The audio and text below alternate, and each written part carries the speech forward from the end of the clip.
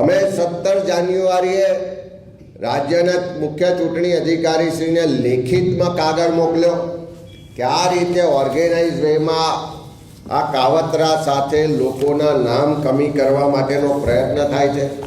આ કાગળ અમે 17 તારીખે ચૂંટણી કમિશનરને મોકલ્યો અને એમાં સ્પષ્ટ કીધું છે કે કોઈ પણ જાતના પુરાવા વગર, કોઈ પણ જાતની માહિતી કાં તો એના જે નોર્મ્સ છે એના વગર રાજકીય પાર્ટીના આગેવાનો કાર્યકરો આ ફોર્મ ભરાવે છે. અને કેટલાક અધિકારીઓ પણ એમાં સંડોવાયેલા છે.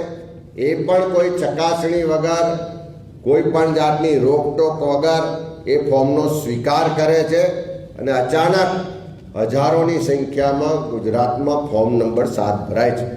અમે જે માહિતી માગી કે ભાઈ તમે માહિતી આપો કે કયા બૂથમાં, કઈ વિધાનસભામાં કેટલા ફોર્મ ભરાયા.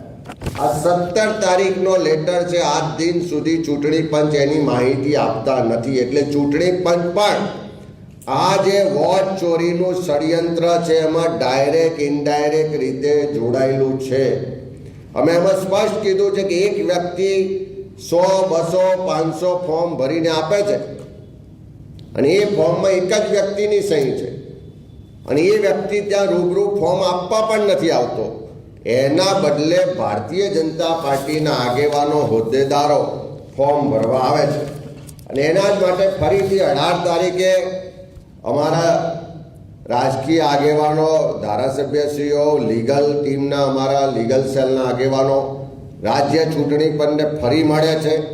કાયદાની જોગવાઈઓ સાથે, બધી જ વિગતો સાથે રજૂઆત કરે છે કે આ ખોટું થઈ રહ્યું છે, આને અટકાવો, ખોટું કરવાવાળા સામે પગલાં લો, અમને માહિતી આપો. પણ કોઈ માહિતી નથી રાજકીય પક્ષોને આપવામાં આવતી, નથી પબ્લિક ડોમેન પર મૂકવામાં આવતી.